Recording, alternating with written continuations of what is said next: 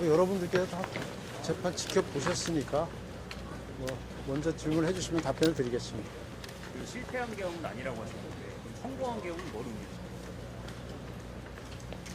그 정부인 측에서 실패한 계엄을 언급하면서 현장에 간 군인들이 임무를 부여하지 못해서 그리고 가보니까 국회여서 제대로 임무 수행을 안 해서 실패한 것처럼 얘기를 했습니다.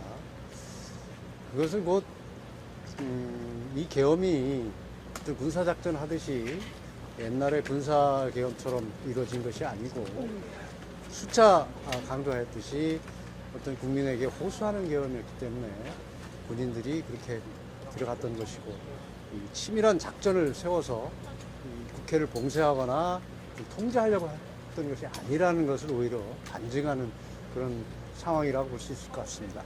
의원이 아니라 요원을 꺼내라고 했던 것에 대한 설명 좀 부탁드리겠습니다. 그것은 아까 당사자인 김의원 전 국방장관께서 설명하셨기 때문에 그것을 가름하겠습니다. 오늘 비상입법 기구에 관련한 질문이 나왔는데 이런 재판관의 신문에 대해서 어떻게 보셨는지 궁금합니다. 비상입법 기구에 대한 어떤 신문 재판 진행 과정을 보면서 이건 말이 안 된다는 그런 생각을 했습니다.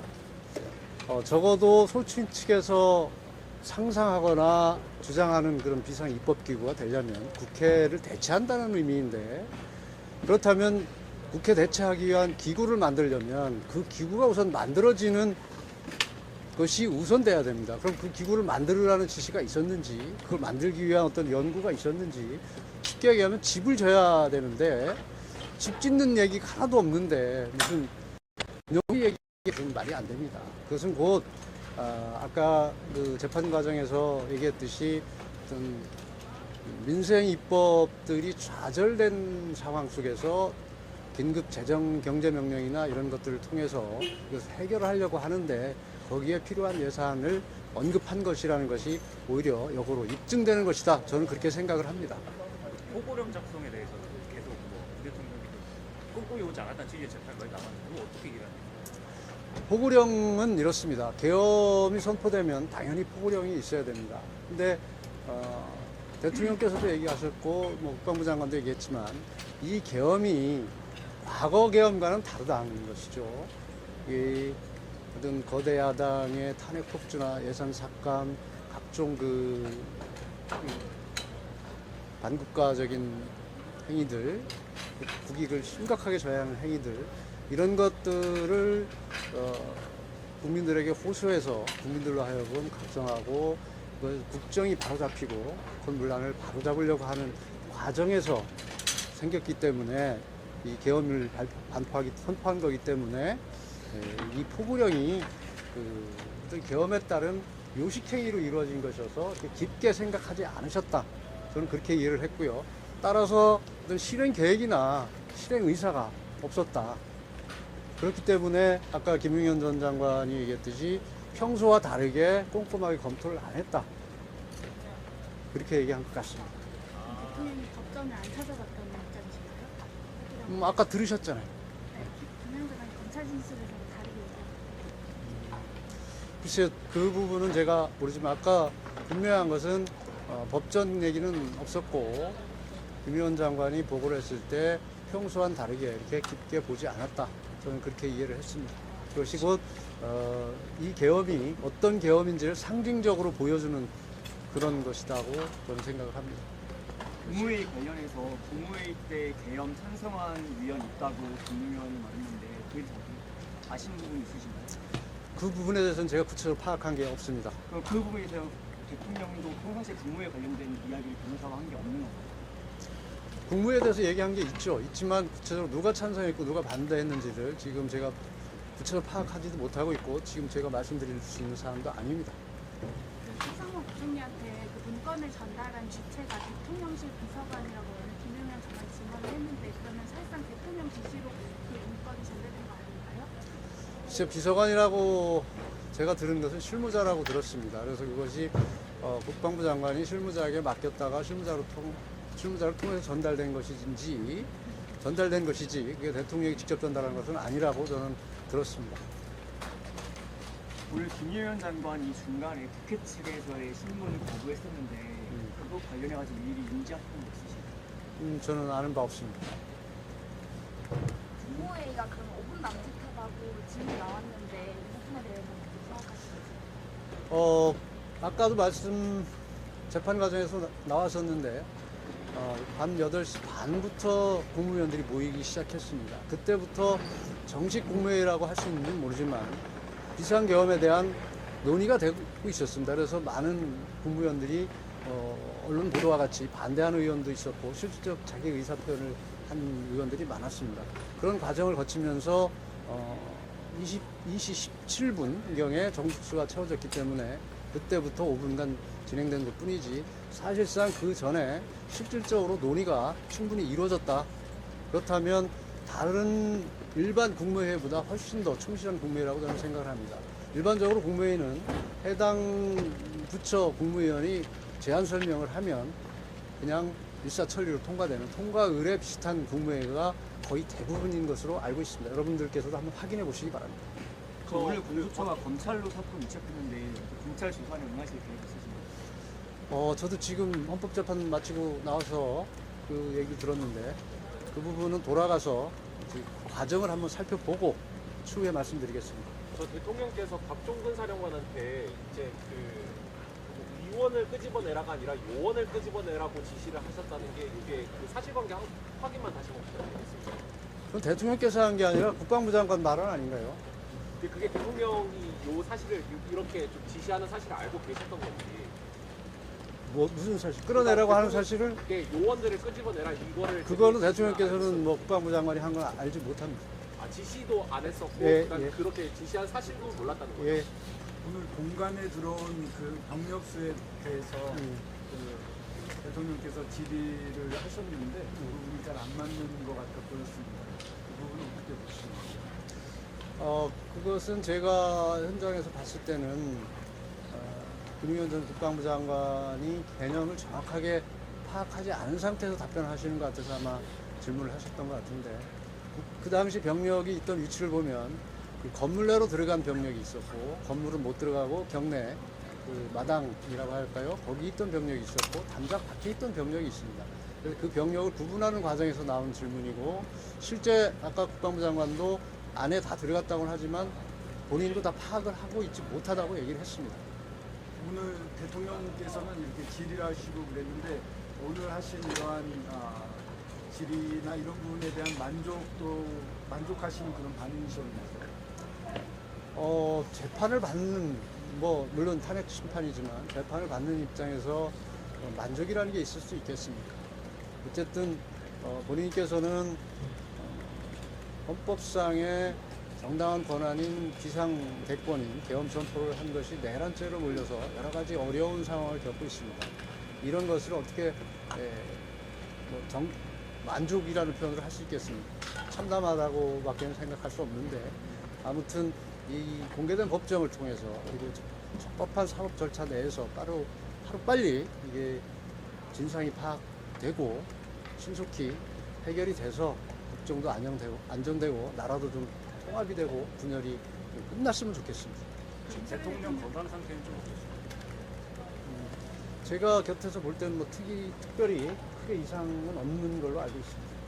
대통령이 직접 휴문하신 상황 중에서 민주당하고 여론조사 끝에는 계엄을 보내지 말라고 한 거 기억나냐? 이렇게 하니까 김용현 장관이 나중에 지시하신 거 들었다고 했거든요. 네. 언제 그런 지시를 하셨습니까? 나중에 지시한 걸 들었다는 것이 아니고, 아까도 제가 질문을 했는데, 처음부터 대통령 국회와 선관위 이외에는 군인을 보내지 말라고 했습니다.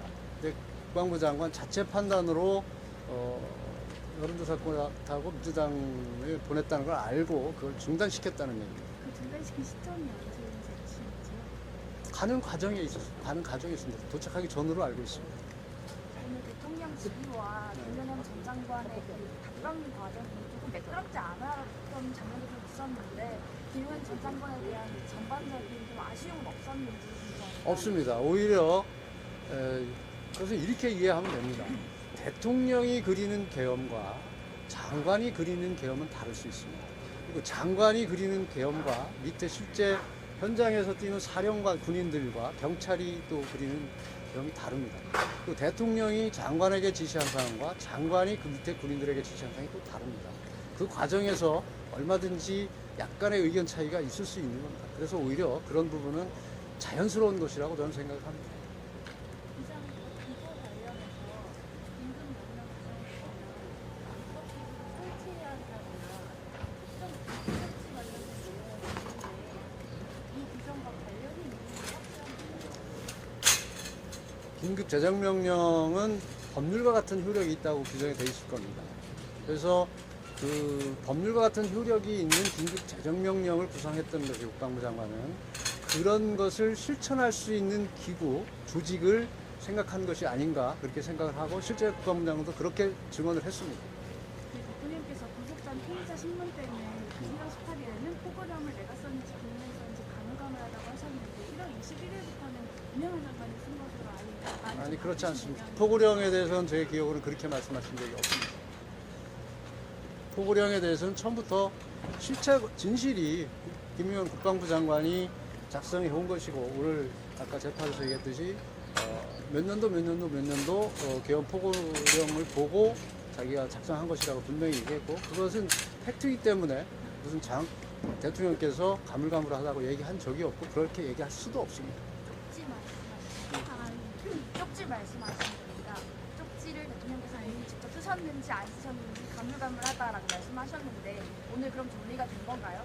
김영환 장관 쓴 그렇죠. 예. 그것은 뭐 자기 김용현 전 장관이 작성했다는 도구까지도 얘기를 했으니까 그것은 뭐 해결이 된 거라고 생각을 합니다. 대통령이 포고령 관련해서 법적인 문제가 검토할 게 많이 있지만 일단 놔둡시다 이렇게 말한 거에 대해서 기억나냐 이렇게 얘기하니까 김영환 장관이 말씀하신 게 기억난다 이렇게 말씀하셨는데 실제로 그러면서 많이 하시는 것 같습니다. 두 분이 그렇게 말을 했다고 하고 들었다고 하면 그게 맞지 않겠습니까? 굳이 그것을 안 했다고 하는 객관적 정황이 없는데 의심하는 것이 더 이상하다고 생각을 합니다. 대통령 조국 병원이 다른 데 나가신 거죠? 안 선지 아시죠? 없습니다. 국회 활동은 정치 활동이 아니라고 하셨는데 같이 들으셨지 않습니까? 정치 활동, 국회 활동, 정상적인 입법과 국회 활동은 거기에서 언급된 정치 활동이 아니고 거기서 언급된 정치 활동은 불법적인 정치 활동을 전제로 한다고 분명히 국방부 장관이 증언을 했습니다. 그것은 표현의 문제일 뿐이고 거기에 담긴 의미가 불법적인 정치 활동이라고 작성자가 얘기하면 작성자 말이 맞겠죠. 남은 변론기에 특별한 사정이 없으면 직접 출석하실 겁니다.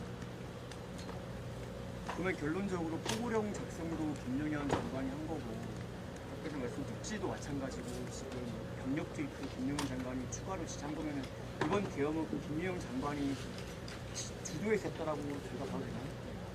주도라는 표현을 쓸 수 있을지 모르지만 어쨌든 대통령과 국방부 장관이 논의를 통해서 비상계엄이 선포된 것이고 실무적인 작업들은 국방부 장관이 계엄 주무장관으로서 다 한 것으로 이해를 하면 될 것 같습니다.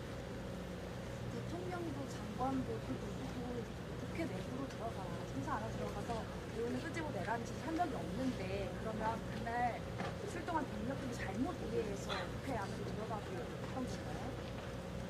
국회 안으로 들어가는 부분에 대해서는 계엄군이 출동을 해서 어떻게 보면 합법적인 계엄 선포에 따른 합법적인 병력 이동이라고 보는 것이고요.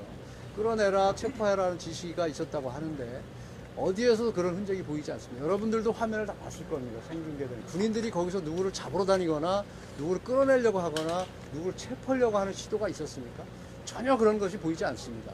그냥 평화로운 계엄군들이 출동 명령에 의해서 출동해서 거기가 위치니까 갔구나. 그런 정도로 저는 이해를 했고요. 실제로